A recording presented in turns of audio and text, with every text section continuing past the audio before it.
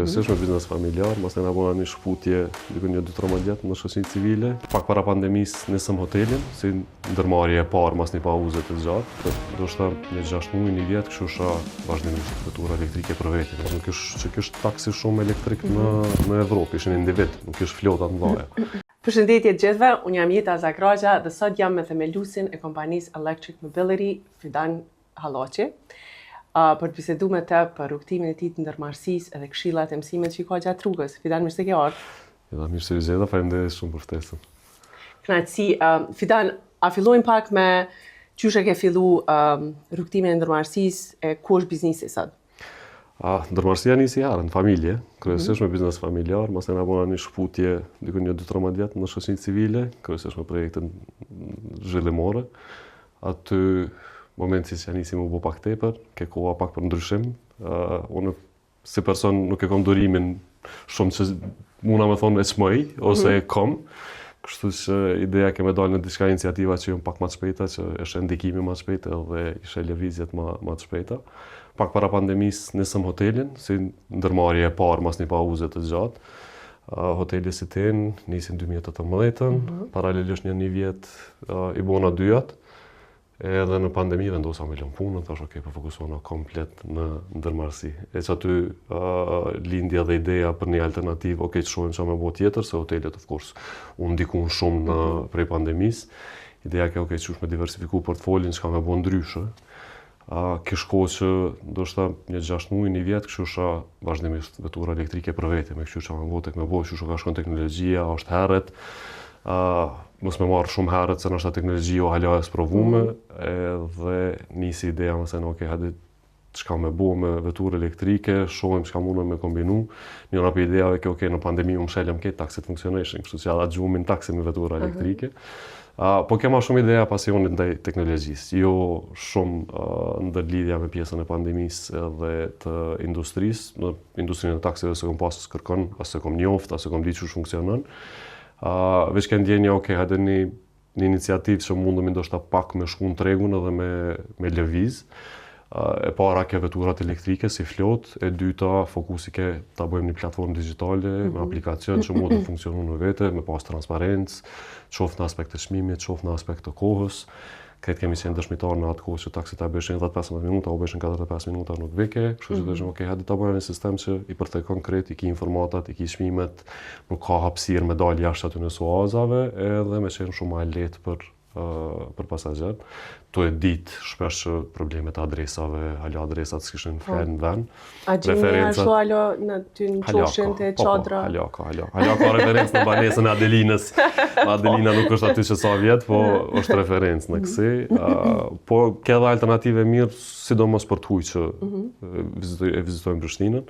Për shkak se nuk i njohin adresat, nuk i din lokalet edhe këto, mundësia me komuniku, nëse tash po është shumë e lehtë, ndoshta WhatsApp, Viber e krejt këto, po përmes aplikacionit, lokacioni ku jon, e bëjmë përrësinë edhe nuk o të lashe. Nuk ke që ka që lehtë, sa që për thëmë, i ka pas sfidat e veta, normalisht në aspekt legislativ, në aspekt testimit të teknologjisë, se ishim edhe në fazë, nuk është taksi shumë elektrik në Evropë, ishin individ, nuk është flotat mëdha. Kështu që rreziku ke i madh me ardhë me provu një teknologji të re në Kosovë që s'kish. Domethënë ata kanë qenë 2-3 veta privat që kanë pas vetura elektrike dhe ata e mushin veturën në shtëpi, nuk e kanë të lashe. Po për një flot që qarkullon gjatë gjithë kohës, sa ka me qenë range i mjaftueshëm për nevojat të flotës, sa herë në ditë ka me mush, a mjafton një herë mbrëmje me mush që të nesër me vazhdu. Krejto sfidat, po u përmbyllën me pak analiza, me pak diskutime me prodhues që me mujtë me pas, sa mundën me na përkrah, se s'kish as mundësi me ble në rajon në atë kohë. Shumica prodhuesve nuk shitshin vetura elektrike për rajon, shitshin për Evropë, se ish me jetë blum tregu edhe nuk dëshin me hap tregun për një vend që s'është i përgatitur shumë, qoftë në aspekt të after sale service, qoftë në aspekt të infrastrukturës për mbushje. E aty u dash me bëh krejt vetë, do të thonë në nivel të mi bind fillimisht prodhues. Çu gjendet? Ku i keni ble veturat?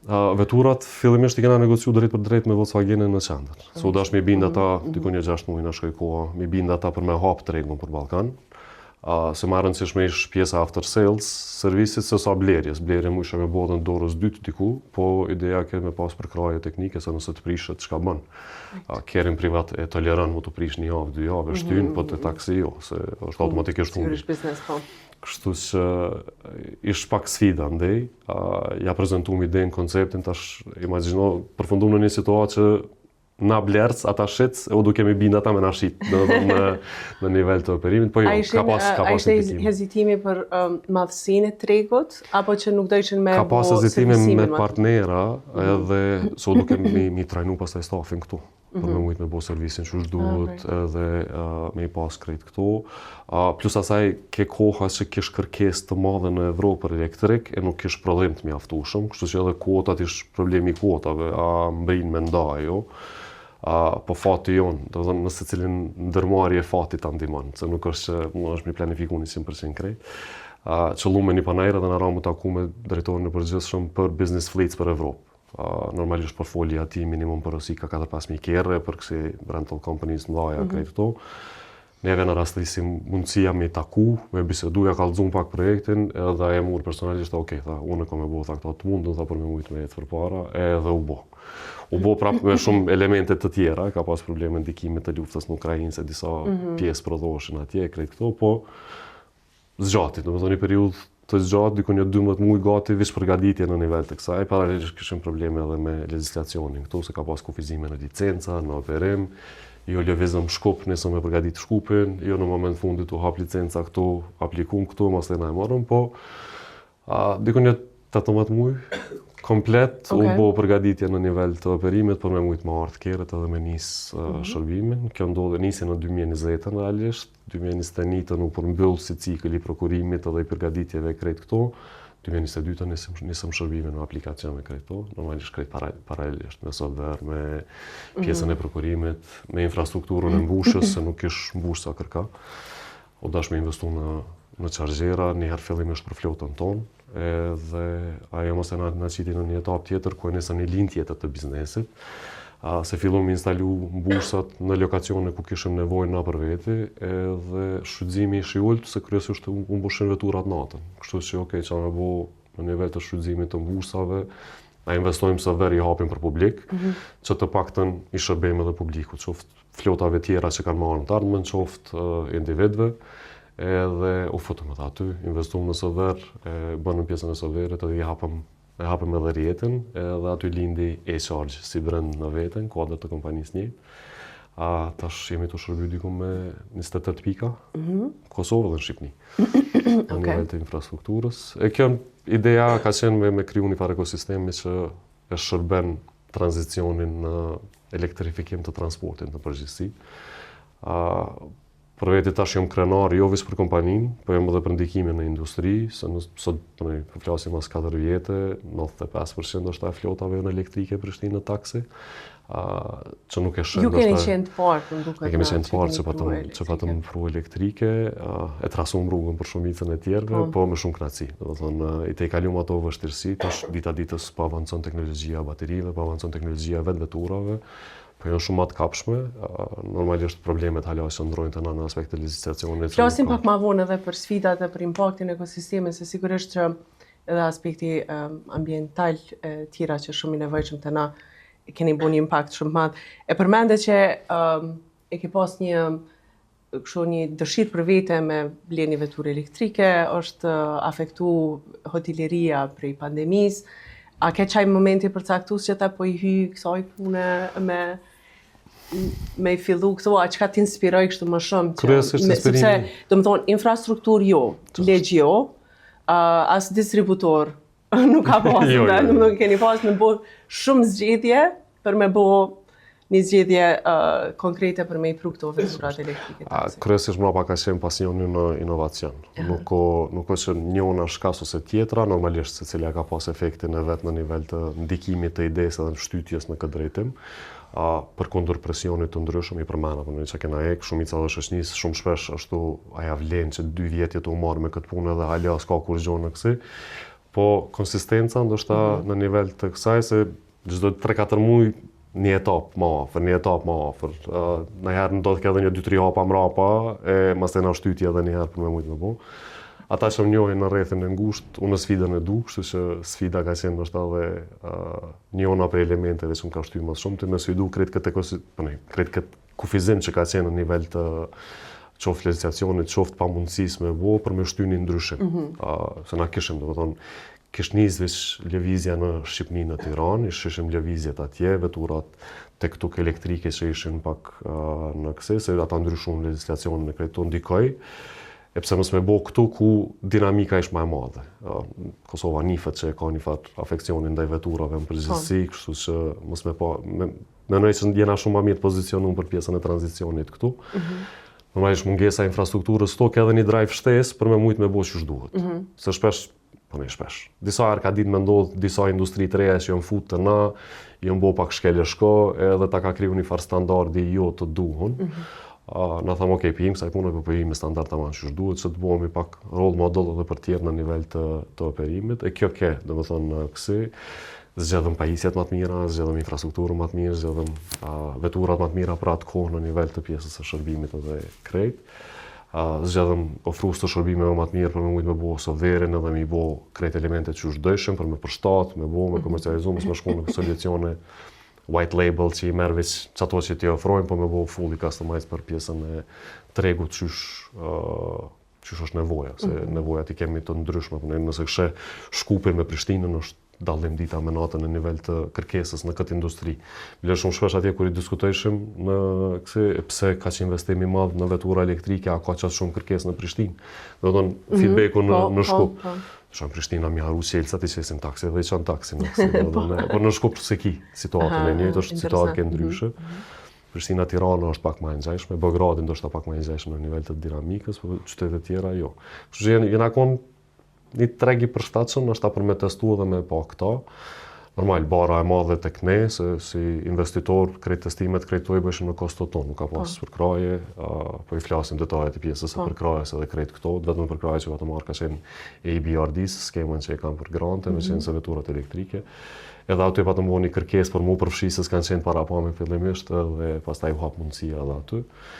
Kështu që të e bo biznesin, të avoku dhe pak për rreth, ajo pjesa e shoqërisë civile vike mrapa në nivel të mujte me përkthy pak atë eksperiencën. Po jo, se u dasht në nivel të kësaj, se me dish më fokusu në biznes, pa e bo dhe pjesën e konizës ligjore të përshtatshme ose enabling environment me shujt në nivel të tranzicionit ishte vështirë.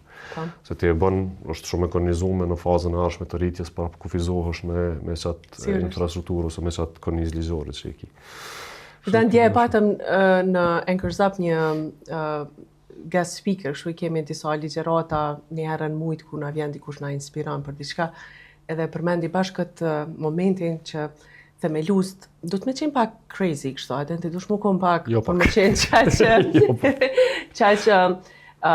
edhe kam guls, gjithsesi kam guls, po ka njerë edhe pak kokfort në atë qëllimet e tua edhe mos me i lonë që ato sfidat rrugës me dekuraju për me shku për para dhe për me vazhdu me shty edhe ka njere kur nuk e shet dritën fund tunilit. Edhe përmen edhe një moment që do më thonë qesh bohemi kështu ka njere insistus në atë idenë tonë sa në kjo është beba jeme. Ky tha, unë ju tham, a ki bebë për një me? Jo s'ki president që harë më kom beba. Atër dush nështë ta me hek dorë. Atë ka ardi qysh kështu në edhe më primrena, që nështë është koha duhet me lonë, se mjaftë si kom provu me lobu, me ndreq ekosistemin, incentiva financime, do më thonë, qysh e te i kalojshë që ato moment si me të themelus me gjithë të sfida? Kom pas shumë shpesh, do më thonë në momentet që dhe shë, si avlen mo, le në kësi, po, unë kom pas bebe, di, në kësi. Bile ndoshta ata kom pas edhe sakrifica shumë në raport me ta, se ka qëllu edhe dy biznese që pa ta njës, pa të në qëllu kohën e njëjtë me dy fmit, edhe hanë edhe djelin, dhe kom ljonë ashta pak shumë anash kohën në familje për më angazhim këndena.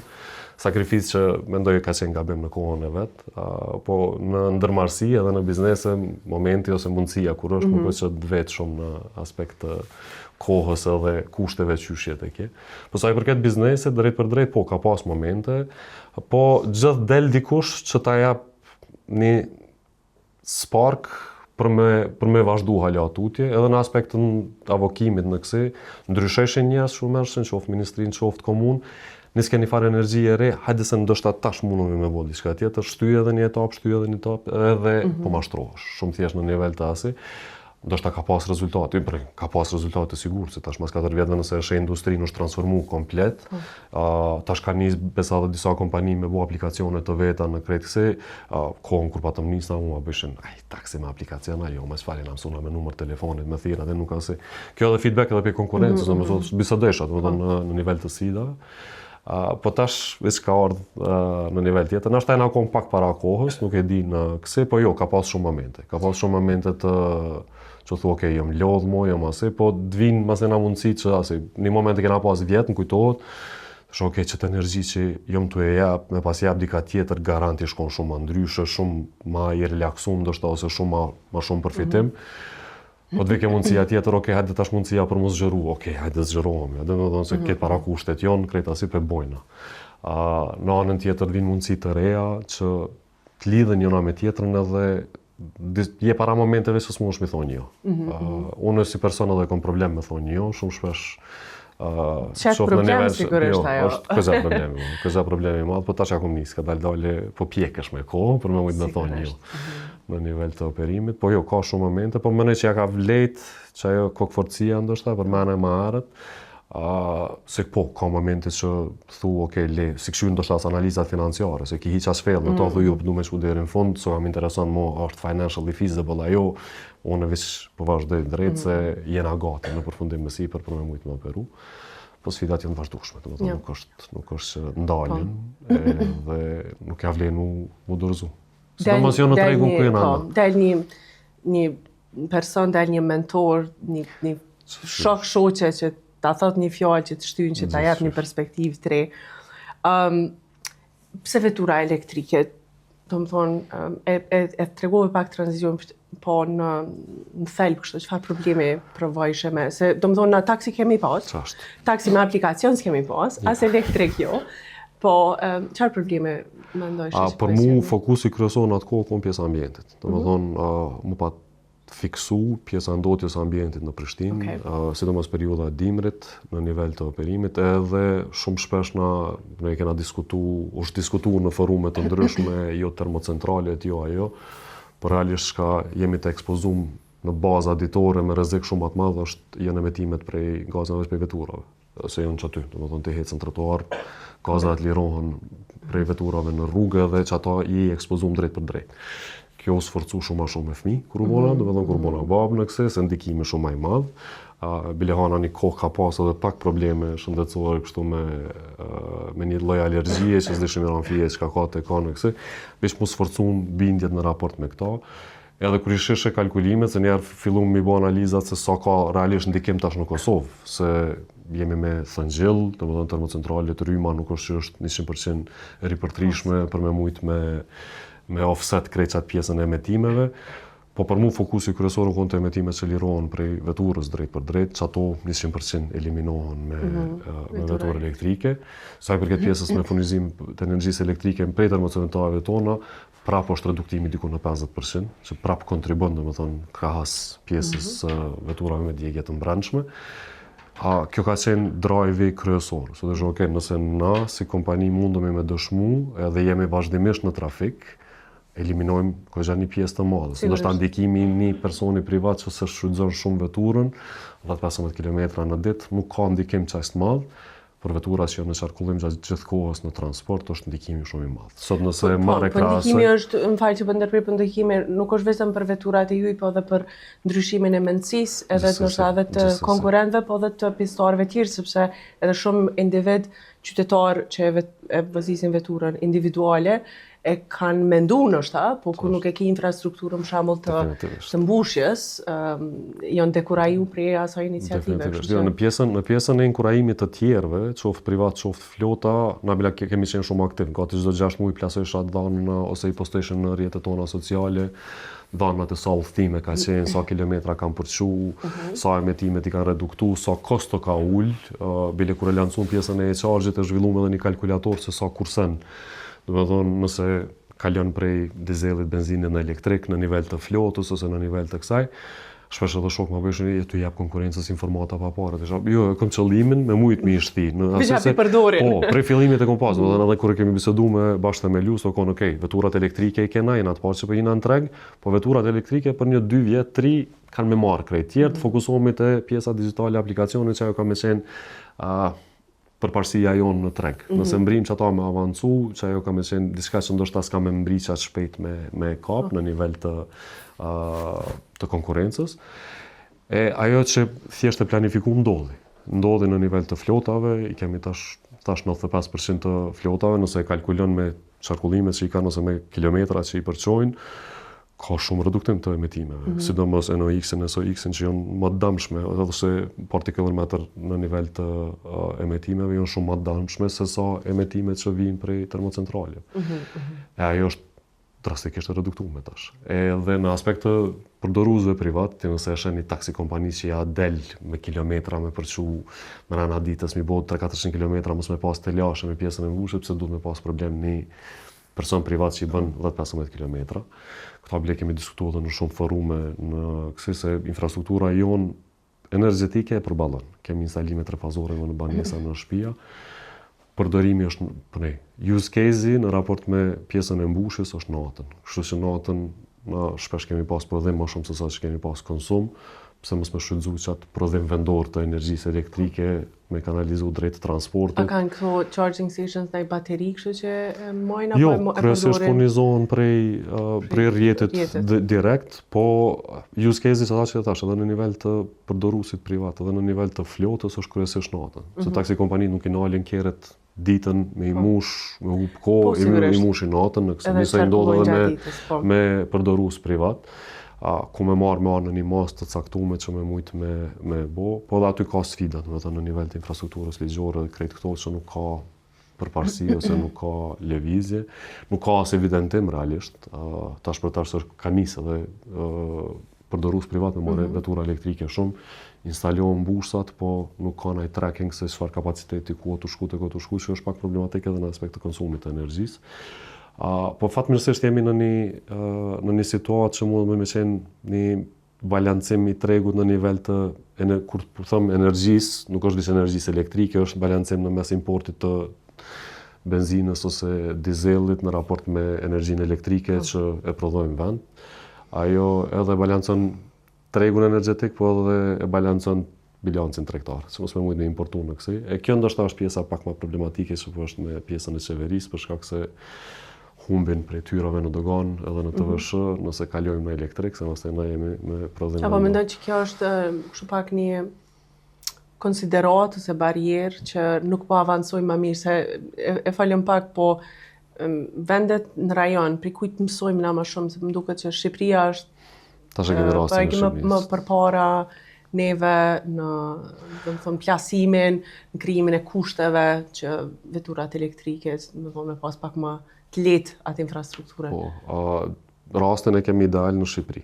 Mos them ideal, ka edhe aty shumë mësime që s'duhet me bo në nivel të iniciativës, po në nivel të iniciativës përgjithshme për tranzicion, po, është rast në kësaj që shpesh edhe krahasohet me Norvegjin, se ka për momentin në vitin e kaluar statistikat kanë qenë në Shqipëri që 50% veturave të reja janë elektrike, që është këgja statistike në alt, bile është shumë me ato, në Kosovë as 5% nuk i kemi për momentin.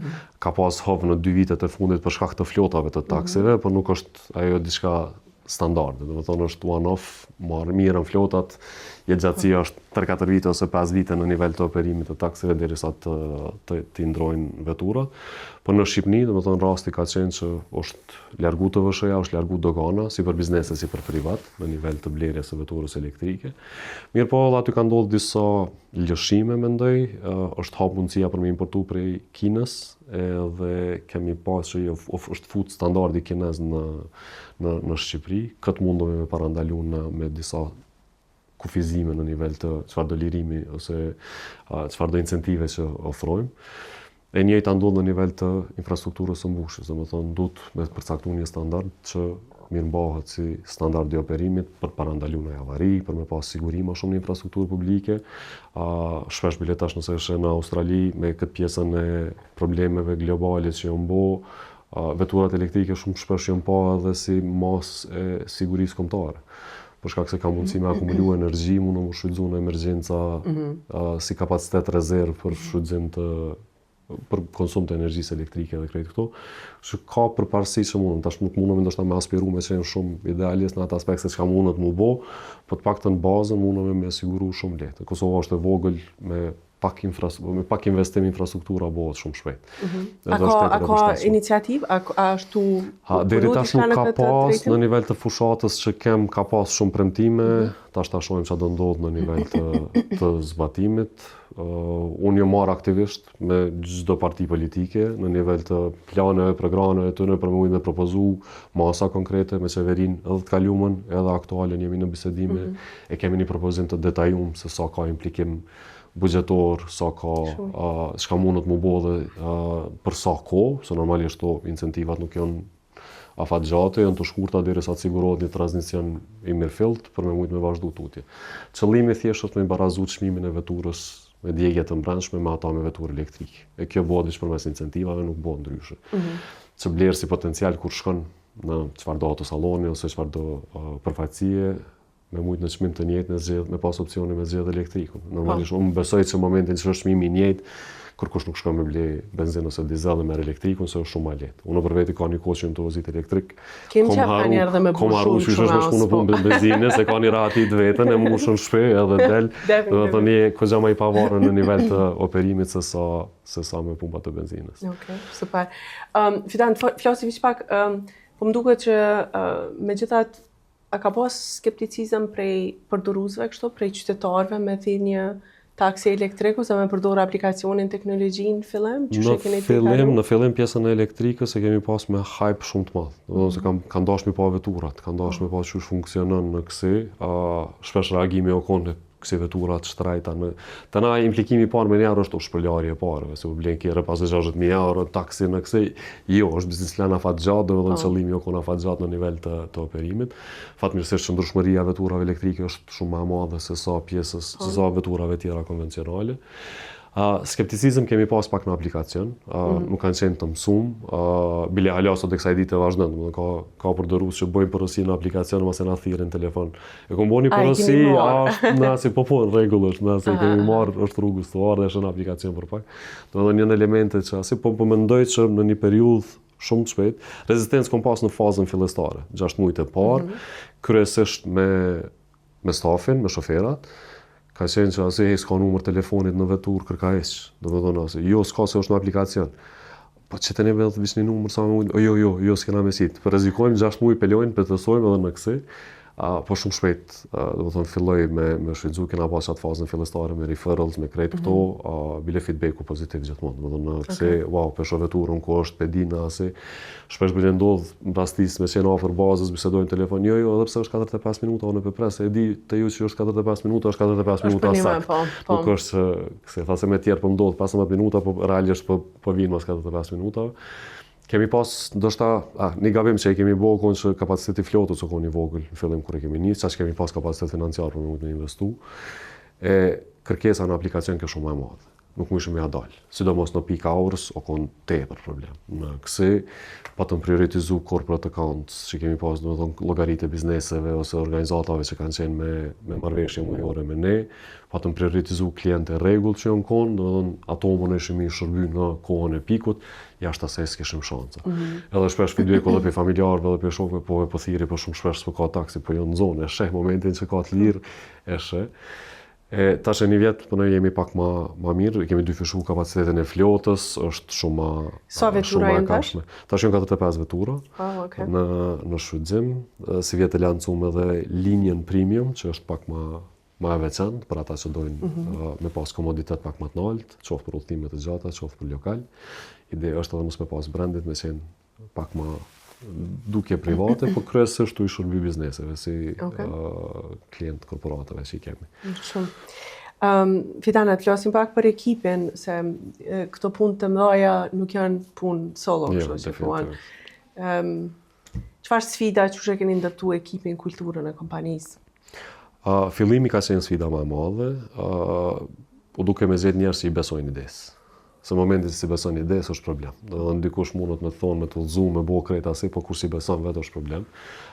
Fillimi ka qenë ndoshta po them momenti kryesor ose kyç për neve në nivel të ekipit, se ekipin që arritëm me angazhu i besojshin idesë. Domethënë janë kon njerëz që e kanë pa që ka funksionu një Uber apo një kompani tjetër në tregje të ndryshme edhe po si Uber, po bojmë. Edhe që ajo i majti në drive shumicën e ekipit, qoftë në setup, edhe kanë qenë të angazhuar shumë herët, domethënë 2-3 muaj më herët para se me lancu shërbimin, që mujt mu trajnu, mi pa vet, mi prek vet, edhe në pjesën e operacioneve, administratës edhe ekipit core, nuk është që kemi pas turnover shumë, që ajo mendoj që është suksesi kryesor, se është një institutional memory në nivel të operimit, edhe kemi mbrimi për cilë krejt etapat e zhvillimit, me ditë thjesht çka është nevoja, çka bëhet. Te pjesa e stafit në flot, domethënë shofera, ka turnover të madh për shkak se lëvizin bojnë, nuk është punë që mundesh me bën ndoshta për një periudhë të gjatë pa ndërprerje, është e lodhshme. Ajo është e mirëkuptueshme dhe kemi ditë prej fillimit që ka pas turnover të madh. Po edhe aty ka qenë një lehtësim për ne për shkak se aplikacioni ty ta mundsoj kemi mujt me rekrutu njerëz që kanë bërë këtë punë përpara. Se ish digjitale, ishin lidhë me navigacion të veturave, domethënë pikët e sakta ku e bëj ke pasagjerit. Me vozit, me shkume qeni sjellshëm. Krahas me industrinë që shka qenë para neve që ti e dash mi ditë rrugë përmesh, i dash mi ditë ku e ka banesën Adelina, domethënë në nivel të operimit, ose mi ditë furat, mi ditë marketet, mi ditë këto, që me mujtë më orientu. Edhe kjo paka shumë e ka shtri përgjegjësinë të krejt. Domethënë nuk është se ka pas në kësaj se kushte normale ose në një operim klasik, o bazisti duhet me ditë krejt, o shoferi duhet me ditë krejt, e ty ta limiton ekipin në përgjithësi. Neve që na kanë ndihmu në raport me ekipin që me mujtë me pas në ekip, edhe masë kena lyp kualitetet tjera. Se deshim që pjesën e njohurive të lagjeve, të rrugëve, përmensh nuk kanë nevojë me pas, hajde të fokusohemi te një sjellje mirë, te një raport i mirë që me bo pasagjerin sa më rahat, sa më komod në operim. Vile edhe shpesh kemi thonë se taksistat dinë që kanë qef me folje dhe me bo, të shumë na kena aplikacionin digital, pikën ku kime marrë dhe ku kime që e din, vish për shëndeti edhe qash. Nuk ki nevojë shumë ju përzi në muhabet në kësi, deri sa vet pasagjerin. Edhe ajo kom pjesë e kulturës pak që kemi investu, jena mundu me ndryshu, me njerëz të e fol, të marrë shkas në disa raste që pa të ndodhë që apshep, se zbën me fol se kështu ka ndodhë raste, dhe me thonë në nivel të izolimit, po përvoja të mira, në përgjithësi në nivel të operimit. Unë mendoj që ekipi o konë kyç, në po flasim për vetura elektrike, po flasim për software, për këtë këto, po ekipi që ndronë mas krejt saj, edhe software deri dika është i automatizum, në shumë momente duhet me intervenu, duhet me pa çka so të funksionu për me mujt me përmirësu, çfarë shërbime të reja kërkohen në treg. Nuk ka software pa probleme, ka bug fix software, asa të kompani multi. Mendoj ekipi edhe gatishmëria e ekipit për me mujt me i pa që ato momente. Se ti mund është me lonë, dështë 6 muaj, një vjetë me shku pa adresu, pa kur gjojsh, edhe fillon të hup klientela për shkak se ke adresu problemin kryesor. Ekipi që ata dhe besoj që shumica e ekipit halja sot e kësaj dite e nin vetën si pjesë të kompanisë, si bebe tëne. Se e kanë themelu prej fillimit komplet, e shoh, nuk dorëzohen, nuk bohen, çfarë do sfide, çfarë do problematike me ndodh, jo që mund është ndoshta mi motivu maksimalisht financiarisht, ka njerëz ose karaktere që pjesa financiare nuk i qenë shumë pesh, dojnë sfid, dojnë masi, e na mendoj që jena në qasi ekipi, e kemi të i kalu shumë sfida, edhe mendoj që nëse jena bashkë mas 4 vjetëve, kena mu konë bashkë edhe një periudhë këtë gjatë. Nishëm. Çka janë 2-3 cilësi kështu që i ke kërku të njerëz, që dikush një i ri që përna shesët, nështë po tash me ndryshu, ose unë po mu isha me u përshtat vlera karakterit? Për mu, për ekipin në përgjithësi, ka qenë lojtari i ekipit, jo individualist, edhe me ndërmarrë iniciativa. Do të thonë, unë për vetë jam rrit në një ambient ose me punë me përvojë që kom pas në një ambient që ma ka ofru hapësirën për me marrë iniciativa, edhe që ato e shmoj halja sot e kësaj dite. Edhe në ekip e kemi pas që ato të njëjtën. Bile shumë shpesh e kemi diskutuar në ekip që këtë informatat e biznesit janë të hapura, do të thonë shihen qarkullimet, shihen këto, do të thonë s'ka informat të mshefën ndoshta në nivel të operimit deri te operatori në qendër të thirrjeve. ideja ka qenë me pas informatën për krejt ciklin që funksionon, që në momentin që vjen me intervenu dhe diçka me ditë çfarë efekti ose çfarë impakti ka me pas në këtë ciklin. Kështu që unë mendoj që këto dyjat janë kryesorë, me qenë team player edhe me pas iniciativë. Që ajo iniciativë mendoj që zhvillon biznesin. Nëse s'ka iniciativë secili është rahat ose në komfort zonën e vet me punën që e bën, është formulë për stagnim në nivel të biznesit. Këta po e potencoj kryesisht për shkak të përvojës ndoshta të kohëve të fundit që në gjeneratat e reja nuk po janë çdo cilësi. Janë të mësuar më shumë ma individual me qenë, me operu me kornizat ose me komfort zonën e vet. E jo ndoshta shumë me ekipe, nuk e di a është për shkak të këtë zhvillime teknologjike, AI, ajo kjo. Self-sufficiency po deri dika, po nuk mundesh me qenë self-sufficient pa pas ndërveprim me ekipe tjera. Ndoshta në industri të caktuar po. IT developers e krejt këto mundën më fokusu ndoshta më bo, po në industri të ndryshme jo. Ndërveprimi njerëzor ka me qenë gjithë kyç në nivel të operimit. O ti me atë qasje e kufizoni fanmyre teritorin ose llojin e projekteve që dënë me u marrë, që është në rregull si zgjedhje, po donë me pas punën individuale, veç unë që ta mirë, po gjanat pak më të mëdha vijnë lypin që thonë bashkëpunim, edhe lypin me i plotsu ato mangësit tona me të tjerët, që dikush tjetër është më i mirë në diçka. Po kjo po vrete kanë potencu edhe ndërmarrësit tjerë këto, një pjesë është aja asaj përgjithësisë na takon edhe ne me ri-ideu, ri-dizajnu deri diku ambiente punës, por mbetet edhe me gjeneratën e re nështë edhe na, kur jemi kuan 21 vjetë, kena menu që i dina krejt. Po, jo, edhe na në qëtë fazë, me këtë ekspozimin, jena të kufizum në mendimin edhe në logjikën tonë, se kemi një shkollë të mendimit caktuar me çush jemi rrit, edhe ndoshta nuk kemi shumë të hapun për shkolla tjera të mendimit ose mënyra tjera të menaxhimit. Po kjo shkon në bashkëbisedim. Momentin që je izolum, je në vete, nuk mundesh as me ndi, as me e bo. Unë shumë shpesh bile i sfidoj gjeneratat e reja. Jo AI ka më na zaventsu, jo s'po investohemi shumë as jo AI s'ka më na zaventsu. Për bilet paktën edhe një kohë, jo ka shumë elemente që mundemi me i bo. AI ka me qenë për mendimin tim tool, kemi me shfrytzu si mjet, secili në nivel të punës sonë. Po ta shfrytëzojmë çat kohën që na jap AI për mi bë disa sane më të mira në ndërveprim me njëri tjetrin. E unë mendoj se çaj element është i pazaventueshëm për AI në nivel të teamwork, komunikimit edhe ndërveprimit me njerëz, ka me qenë të lashe, nëse vazhdojmë pa u investuar në çat aspekt, ka më kohë vështirë.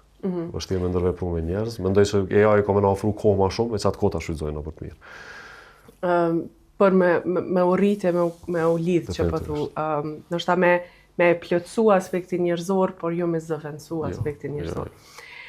Atë folim pak në nivelin personal, Fidan, që janë disa nështë zakune së rutina tuat personale, që menon që të kam bo personin e sukses shumë qesa?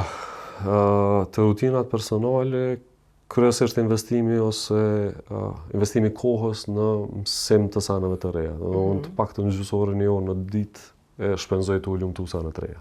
Ose në fush, ose në diçka tjetër për me mujtë me pasi çka u të ndodhë, me mujtë me përcjell trendet. Fatkeqësisht, unë jam i kufizuar me operimet të biznesit në nivel vendi, po shohim praktika se çka po ndodh në vende të tjera, se çka mundemi me transferu këtu më herët, kur është koha ideale, çka jo. Që jam kam majt pak update në nivel të informatave, edhe në nivel të vendimeve për biznes më kanë ndihmu shumë, se e kom ditë ka u të shku të regu, pa ka shumë çka po ndodh, edhe çka mundemi me bo ndërkohë. Ka zhvillime shumë dhaja që në të ndodhë, është robotaksi është njëna prej tëne, dhe më thonë në këse, aja vlen investimi më i madh, tash nëse kam buzovensu flotat potencialisht me robotaksin e të ardhmen, për sa kohë ajo teknologji vjen këtu, edhe çka ndodhe në këse. Kjo më ka ndihmu shumë për me kursy kohë në nivel të operimit në këse. Për praktikave tjera ditore rutin, nuk është që kisha mujtë me veçu edhe diçka tjetër në nivel të operimit.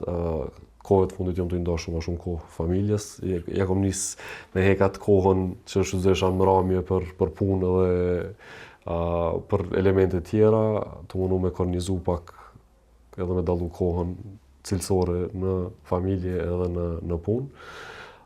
tash me lëvizje të reja normalisht se si vjetë dhe kemi një zhvillim të ri, kemi një brand global që lancojmë në rajon, ajo tash i ka pikpyetjet e veti edhe kjo fazë, që ka me ndiku definitivisht e rutinat personale edhe familjare, kështu që po është një vetë sfidus përgjithësi. Po edhe kjo balanci mes jetës personale e profesionale kanë janë nuk duket në nivel ditës as javës, po në nivel në 70 viteve.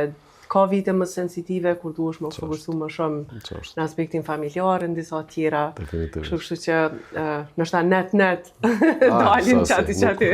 Dinamika që po është tash është po është problem. Gjithmonë të me sakrifiku diçka. Ajo është mëse e vërtetë, kushdo që e menon rrugtimin ndërmarrësisë, kjo nuk është 9 to 5, nuk ka një orar. Të paktën gajlet edhe problemet e kështë i merë dhe në weekend edhe në gjithë natës ka njerë.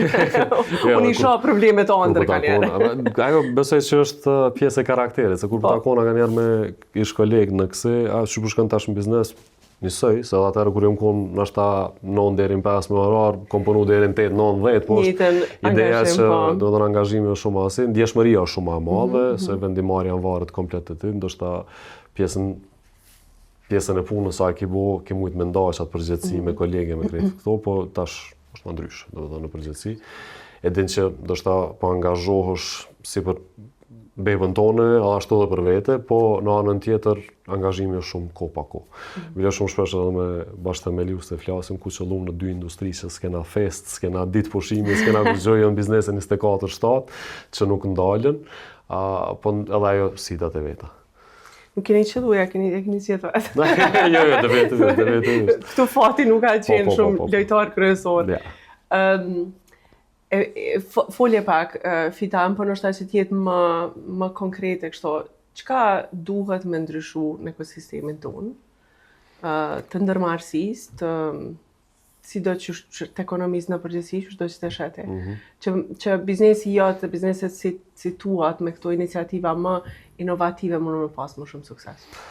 Unë mendoj për momentin jemi të kufizuar në nivel të financimit ndoshta, hala jemi në mekanizma klasik të financimit si kredit ose investitor, në këse nuk kemi shumë mekanizma tjerë si mundesh me pa në Evropë ose në Amerikë, që t'ja pak fleksibilitet për me mujt me njës iniciativa të reja. Shumë shpesh, në edhe fazën kur e kemi njës si Project Finance, ka qenë ndër të para që është bo Project Finance, e që mendoj ka qenë shumë e vëndshme. Krahas, ndoshta edhe vendet në rajon kanë mekanizma pak më të mirë, në Shkupe kemi pas bankën zhvillimore të Maqedonisë, që të ofrojnë mundësi financimit ose kushtet financimit shumë më të mira se sa që ofrojnë bankat komerciale, normal, përmes EIB-s, EBRD-s ose skemave të ndryshme. Këtu Kosova mendoj që pak qalën në këtë drejtim, nuk ka shumë shtytje. Ndoshta pse sistemi bankar është shumë i fortë, bankat komerciale janë të forta, kanë pas likuiditet, nuk kanë pas të lasha dhe kanë vazhdu.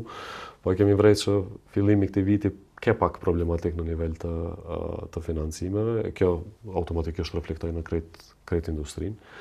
Sa i përket legjislacionit, edhe pse kemi bërë shumë shpesh copy-paste, ndoshta nuk është në nivel të zbatimit që ndrojë mirë. Kjo ta pamundson një konkurencë të mirëfillt, derisa tjertë ndoshta nuk operojnë maksimalisht në suaza, në korniza të aspektit ligjor, ti mundohesh mu përmbajt 100%, dëmtohesh më shumë se sa ata. Në anën tjetër, jemi ndoshta vonë në nivel të përcjelljes së trendeve të fundit ose teknologjisë që me mujt me tërheq investime më shumë, me bojë inovacion. Jemi treg i vogël, çfarë do investimi më madhor, zakonisht po e shoh, edhe të investitorë të ndryshëm ose iniciativat që kemi ndërmarrë kohëve të fundit, janë që ti po duhesh mushtri në nivel rajoni për me pas potencial më të madh ose me pas levërdi investimi, se ndryshe mu kornizu vetëm për Prishtinë ose vetëm Tiranë, po është shpesh kufizuese, kryesisht po flas për emra pak më të mëdha global që doin me hinë në treg. Në anën tjetër për iniciativat që fillojnë këtu, të edhe më mirë, tash po shumë më lehtë për me deportu çfarë do të tregu në Evropë ose në Amerikë. Sidomos për trit që janë të fokusuar në tech, fintech apo diçka tjetër, është shumë më lehtë tash se sa që ka qenë para 5 vjetëve ose 10 vjetëve, qoftë në nivel të plasimit, qoftë në nivel të prezantimit, qoftë të asaj, po që kemi një ankor të rënd si Kosovë, se duhet gjithmonë me bë 2-3 fish më shumë për me mujt më dëshmu, po mendoj që janë probleme që te kalohen në kësaj. E mira që kemi shumë sfida, e mundemi me nxjerr solucione shumë të mira, se sa në vende tjera ku shumë sa janë të rregulluara edhe nuk kanë nevojë ndoshta me shpik prej fillimit, tregush më i konsoliduar. Po këtu ballafaqimi me sfida ty të shtyn drejt ose drejt solucione më inovative që mund të thonë ka dalë se ndoshta edhe në Evropë ndrojnë një farë trendi që është u shku ose në ndonjë shërbim që është standard dhe që nuk e kanë menuar që mundun me bë pak më mirë, ka potencial shumë. Unë mendoj që në kësaj tash jemi shumë më afër tregjeve që i kemi për rreth se sa që kemi qenë ndonjëherë, edhe në aspekt legislativ, edhe në aspekt të kësaj. Politikën më mendoj që kemi pak handicap, na vjen pak shtytje pak më e madhe në nivel të inovacionit e kreditor, potencial mendoj që ka të hatashëm, të paktën çat sa jam të përcjell, nuk është që bëkom kohë maksimum u marr në me evente të ndryshme ose mi pami përcjell, po shoh iniciativa të ndryshme në rrjetet sociale, shoh iniciativa do të thonë tri që marrin iniciativa na çasën neve me projekte për pjesën e financimit. Janë iniciativa që mundesh me apliku kudo në botë, do të thonë nuk janë të kufizuar vetëm për Prishtinë ose për Kosovë, po janë zgjidhje që mund të më apliku kudo. Kështu që mendoj që është shumë më lehtë në atë drejtim me çështje financiare. Unë mendoj që pak edhe investitor duan me anis me qenë më flegman. Unë mendoj që kanë shfrytzuar momentin derisa bankat nuk kanë jap kushte shumë të mira të financimit, investitorët kanë qenë në një farë niveli të konkurrencës me banka. Duhet me anis me marrë risk pak më shumë, që mund të marrë me zgjidhje më të mira prej tregut. Kemi potencial më bë qoftë një outsourcing hub për krejt Evropën, qoftë solution provider për shumë sektor ose industri të ndryshme. Super. Për një këtë glass half full guy, do të thonë për kundër krejt sfidave, do të thonë gota me gjithat mbushën jo gjysë e zbrast, që është shumë e rëndësi si mindset, kështu si mendësi në ndërmarrësi. Fidan këtë për fund se folëm plot, edhe mendoj që edhe shikues kanë me mundësi me zgjedh gjithfarë mësime këto që i përshtaten më shumë për ato idetë që i kanë, po çka është një këshillë e jotja për dikë që po e synon një 33 që mendon edhe unë po du mu bo fidoni kur tritna. Me pas guxime me ndërmarrë veprime me njëherë. Unë mendoj që ja kom nisë vonë, do shta kisha mujtë me nisë një 10 vjet më herët, kështu që mos u stepni, çfarë do ide provoni. Pa e provu nuk ka mësim, do të thonë edhe ajo është në sfidë në vete, edhe me pas konsistencë. Ka shumë faktorë të jashtëm, parzit i përmena potencialet, po tash qenunit në Kosovë ka edhe disa sfidat e veta, ka shumë blokada ligjore, ka shumë kufizime ligjore, ndoshta ose ka kufizime për shkak të tregut ku janë, mos të kufizohen që ato, ta mendojmë pak më gjatë edhe t'jenë thjesht konsistent në nivel të asi mos të hekin dorë. Ta shohim deri në fund, e mos të na shohim çka ndodh në kësaj. Mendoj se pjesën e financimit e përmendëm, për projekte të mira ka gjithmonë financim. Do të thonë mos ta mendojmë pjesën e financimit se çysh komi apo tek me apo, po le të investohet në ide, në zhvillim të projektit ose çfarë do iniciative që kanë, se pa e provu nuk mundesh më. Jemi dëshmitar të shumë bizneseve të vogla që kanë nisë prej shtëpisë, kanë dalë janë po thuj se industri në vete tash, kështu që edhe pse Kosova e vogël ka potencial. Po, mos me qenë këto sfida, s'kishim pas hapësirë me... Unë për vetis kisha ndi knaqësi në një vend që është i rregulluar edhe me punu me këse jo. Kosova ta jep edhe një knaqësi shtesë që janë nisë mi shty, se është shumë ma lehtë. Na folëm pjesën e avokimit në këse, kishte qenë në një shtet evropian ose në një shtet amerikan, kish me qenë shumë vështirë, se nuk e ki networkun, nuk e ki qasjen, për me mujt me lobu ose me avokute njerëz, këtu është ma hapën, do të thonë edhe ndryshimin mund është me ardhë me bo shumë atë se sa që e bën në një vend të huaj. Fidan, faleminderit shumë. Ke një rrugtim kështu i bujshëm që ti ndove me shumë bujari me shikuesit tonë. Edhe juve ju priften bara, edhe shpresoj edhe sukses edhe me këtë brendin e ri botror që po e sjellni, që ma shumë sigurisht në njoftë mujtë ardhshëm do të kuptojmë. Kënaqësi që të pata me këtë bashkëbisedë. Faleminderit shumë ftesën, kënaqësi e jam përmendoj për ata.